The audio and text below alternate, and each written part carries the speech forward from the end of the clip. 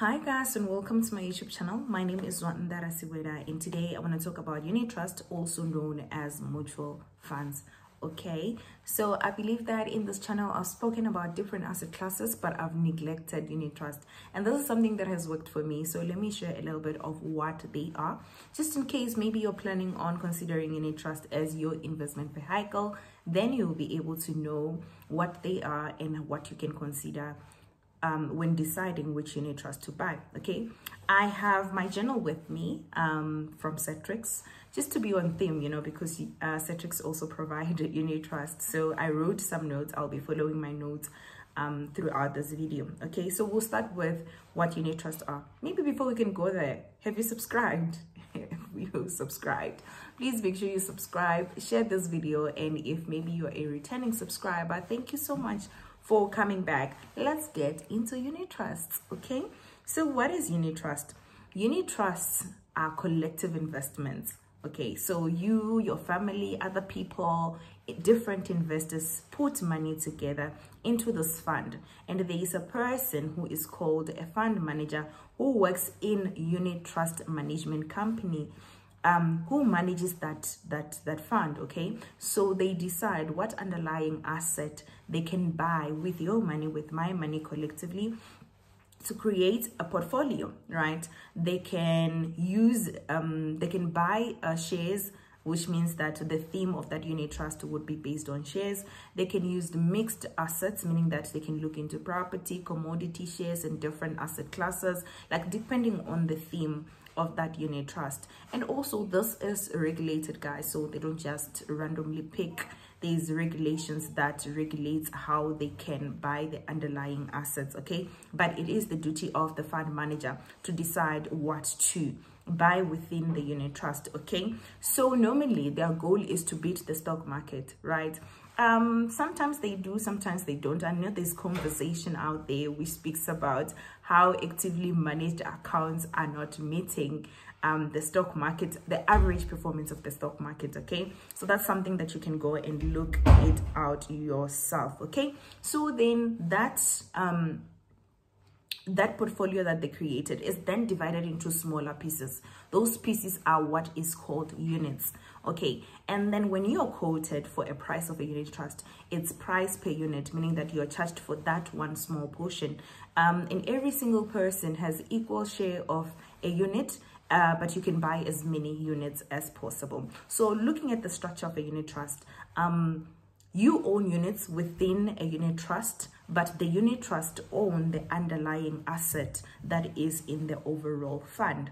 Okay, I get that. I guess that was, simple enough for you to understand what unit trust is. So now let's move to who provides unit trust. There are different companies that provide unit trust. I already mentioned Cetrix.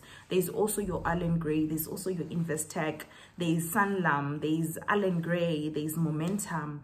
There's like different companies that provide unit trust, and you can go and buy without even going to their offices. You can buy it online, right?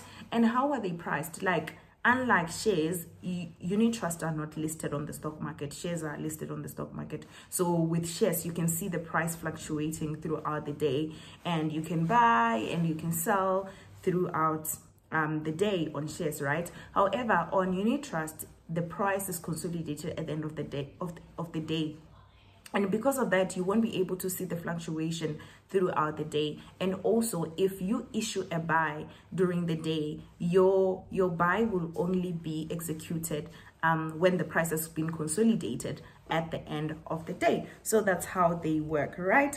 So like I said, unit trusts are created based on themes. So the fund managers create themes around that. There could be an income. Sorry about that. There could be an income unit trust which focuses on generating income for the investors. That could be income through investing in shares that bring dividends, or accounts that brings interest rate, and paying out the investors of the unit trust those income. Okay, so it can also be focusing on local equity, meaning that stocks within the country in which you're based. For us, it'll be stocks that are listed on the JSE, or foreign equity that could be shares in other countries outside of South Africa. And it could be global equity, meaning that stocks all over the different regions of the world. Could it be including your own country, right? So those are different themes that you can get. But one important factor that is used to determine the unit trust that is good for you is actually your risk appetite, right? So they will ask you different assessment questions that will give you an overall score. That score will determine whether you're a conservative investor or you're a moderate investor, or you are an aggressive investor. Once they know that, they will also ask you questions that are related to the expectations of your return.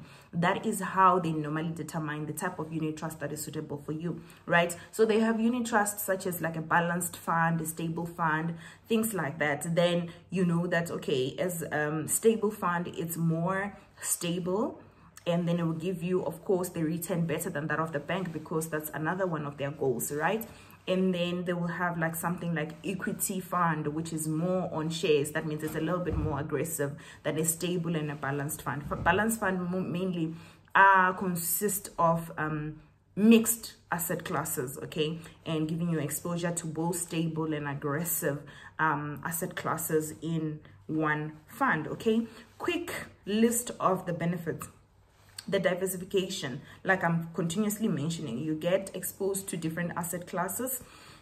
Also, you can, even if it's an equity fund, you can get exposed to different equities. And what I like the most is that unit trusts don't necessarily follow the indexes like ETFs. They can just consolidate different shares depending on the method of investment of that fund manager. Okay, so you can get different companies within the unit trust as shares. Also, you can get different mixed asset classes, right?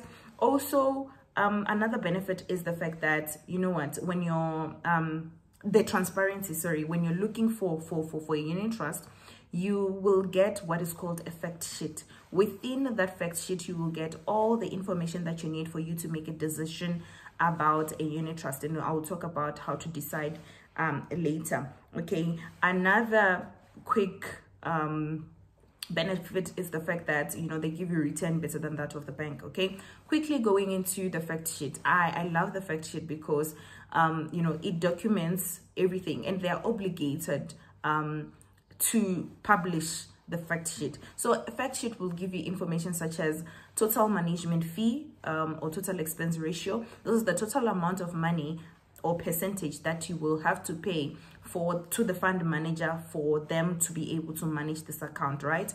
And the lesser you have, the better. Preferably for me, on a unit trust, it has to be less than 2%, because if my unit trust perform 18% growth, that means that ultimately I have at least 16%. So anything about 2%, I think, is too expensive. And, you know, there has been, you know, unit trusts out there, I won't mention companies, that are charging people things like 3%, 3.5%, and ultimately that makes your return less. Even if the account itself has made a good profit, you will find that you didn't perform well simply because you paid a lot of high percentage on the management fee. You will also get the different underlying asset on the fact sheet. They will tell you which industry they've invested in, if there's shares, which shares have they invested in, right? You will also get the risk associated with that unit trust. Like I said, the main tool that is used to decide which unit trust is suitable for you is actually understanding of your risk appetite, right? So within the fact sheet, you will understand what kind of risk is associated with that unit trust. They will tell you this is a conservative unit trust, or this is a moderate unit trust, or this is an aggressive unit trust. Okay, I think I've covered a lot. Yeah, I don't see anything that I'm missing here, but anyway, I think I will do a video just going through the fact sheet of a unit trust, right? Like what type of information does the fact sheet has, and then how do you decide whether to buy from Coronation or from Old Mutual? Like what type of factors do you consider? I believe that this video has brought you enough knowledge for you to know what unit trust is, and then in the near future, we'll be able to talk about the fact sheet, and then you will get more exposure on how to decide which one to buy. Thank you so much. Goodbye. Don't forget to like, comment, and subscribe.